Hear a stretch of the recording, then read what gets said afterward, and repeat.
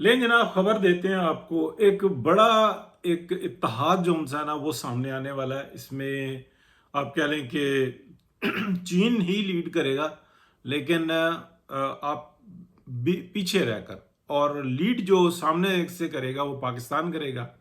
पाकिस्तान है, तुर्की, ईरान, इन तीनों का जो है ना ये इत्तेहाद सामने आ रहा है। और इसका तकरीबन तकरीबन जो राजी रजामंदी है इसके अंदर है नहीं, लेकिन सऊदी अरब की है।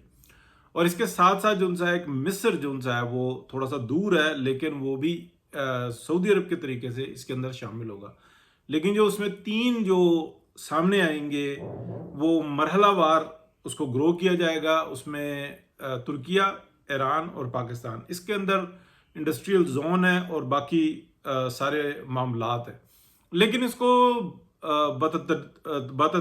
तरतीब जो है ना इसको बढ़ाया जाएगा। एक पैक्ट हो जाएगा, एक साइनिंग हो जाएगी कि किस तरीके से कितने कितने टाइम के अंदर कहाँ कहाँ तक ये आगे बढ़ेंगे, और फिर ये आगे चला जाएगा।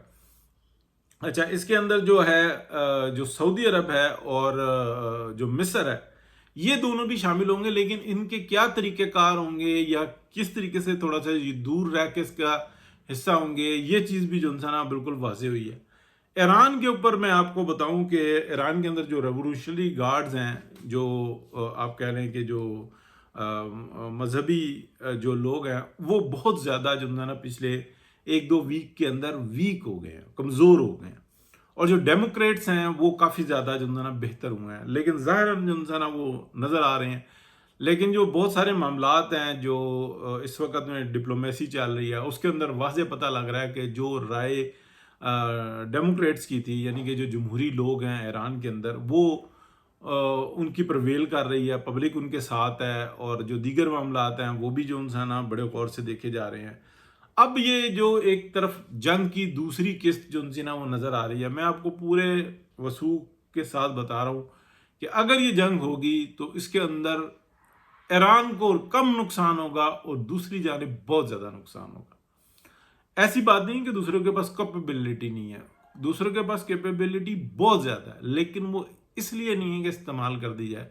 ऑलरेडी अमेरिका एक बहुत बहुत बड़े फाइनेंशियल क्राइसिस के सामना कर रहा है, और उस चीज़ के लिए जो है ना उसको मद्देनजर रखते हुए चाइनीज़ ने बहुत ज़्यादा रेस्क्यू किया है। वो चीज़, वो एक्सप्लेनेशन पाकिस्तान जैसे कंट्री ने दी है, जो इस वक्त में मुसलसल जो है ना वो इमदादों के ऊपर चल रहा है, या स्पोर्ट के ऊपर इमदाद कह लें, यहाँ स्पोर्ट के ऊपर चल रहा है, कर्जों पे चल रहा है। और लेकिन ये कोई इतनी बड़ी बात नहीं है। ये माजी के अंदर कई एक मिसालें ऐसी हैं कि जिन्होंने बहुत ज़्यादा तरक्की की है, लेकिन इन मराहल से निकले हैं।